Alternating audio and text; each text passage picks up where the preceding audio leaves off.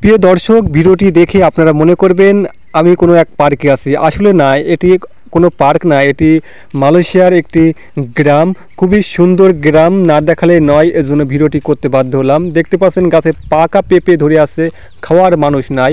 আর যেই দৃশ্য বা যে লোকেশনগুলো দেখতে পাচ্ছেন প্রিয় দর্শক, এই লোকেশন দেখে আপনি মনে করছেন এটি কোনো পার্কে আছেন, কিন্তু এটি কোনো পার্ক না, এটি মালয়েশিয়ার গ্রাম। খুবই সুন্দর গোছালোভাবে রেখেছে।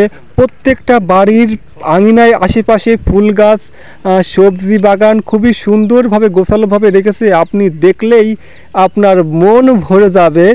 আর তাদের যে নাইকেল গাছে নাইকেল ধরে আছে, খাওয়ার মানুষ নাই। আমি আরেকটি অন্যভাবে ভিডিও দেখিব। গাছে নাইকেল পড়ে আছে, কিন্তু নাইকেলের চারা বেরিয়ে হচ্ছে, কিন্তু নাইকেল খাওয়ার মতো মানুষ নাই। আর দেখতে থাকুন মালয়েশিয়ার গ্রামগুলো কত সুন্দরভাবে গোছালোভাবে আছে। খুবই রাস্তাঘাটে গাড়ি ঘোড়া চলাচল খুবই কম, কিন্তু গাড়ি ঘোড়াগুলো চলে কম, কিন্তু রাস্তা আছে ঠিকই।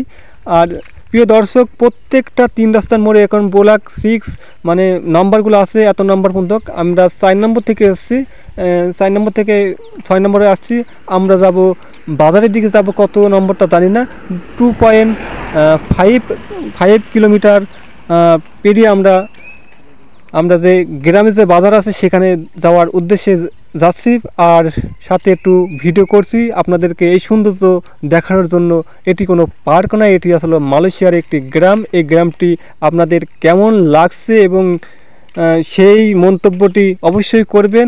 আর অবশ্যই আমার ইউটিউব চ্যানেলটি সাবস্ক্রাইব করে পাশে থাকবেন। আর দেখতে থাকুন মালয়েশিয়ার সৌন্দর্য বা পাহাড়ের দূরে দেখতে পাচ্ছেন পাহাড় প্রিয় দর্শক। আর বিশেষ করে যারা মালয়েশিয়ায় থাকে বা মালয়েশিয়ার স্থানীয় লোকজন সবসময় মালয়েশিয়ার গ্রাম অঞ্চলেই থাকে। আর এদের বাড়িঘরগুলো খুবই সুন্দর। আর রাস্তাঘাট তো বলার কথা নয়, রাস্তাঘাটে ঘাস কাটে, আমার আগের ভিডিওতে দেখেছিলাম। আর প্রত্যেকটা বাড়ির আঙিনায় ফুল গাছে ভরা, ফুল গাছ এবং সবজি থাকে। আমি যেখানে থাকি তার আশেপাশেই অনেক রকম সবজি আছে। আমি আগের ভিডিওতে দেখাইছিলাম। ওই সবজিগুলো তারা ফল পাকড় তারা খায় না, তারা উপজে দেয়। তোরা যদি খাস তাহলে গাছ থেকে পেরে খায়, এরকম মন্তব্য তারা করে। তাদের আত্মাটা কত বড়।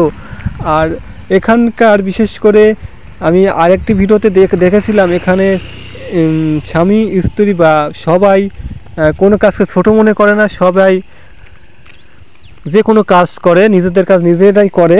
আমি দেখেছি, ভিডিওতে দেখানোর চেষ্টা করি, এর জন্য তারা এত উন্নত। এই গ্রামগুলো কিন্তু যে গ্রামে আছে একদম অত্যন্ত মানে শহর থেকে অনেক দূরে এই গ্রামগুলো, তবুও এই গ্রামগুলো এত উন্নত। আর এখানকার গ্রামগুলোর বেশিরভাগ ইনকাম সোর্স হচ্ছে পাম অয়েল। তারা পাম অয়েল, যেমন আমাদের বাংলাদেশের ধান চাষ, অনেক রকম তরকারি চাষাবাদ করি। আর এখানকার স্থানীয়রা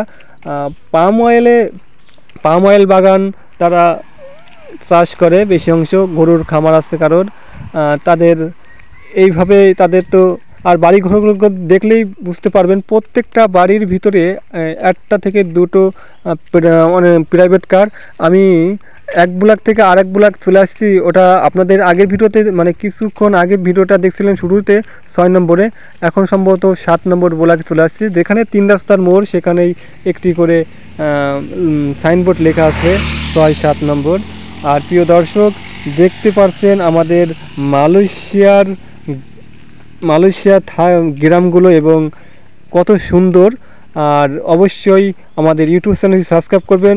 আর দেখতে পারবেন পরবর্তীতে আরও নতুন নতুন মালয়েশিয়ার গ্রামের দৃশ্য এবং মালয়েশিয়ার অনেক রকম জিনিস দেখাবো। ভালো লাগলে অবশ্যই আমার ইউটিউব চ্যানেলটি সাবস্ক্রাইব করবেন।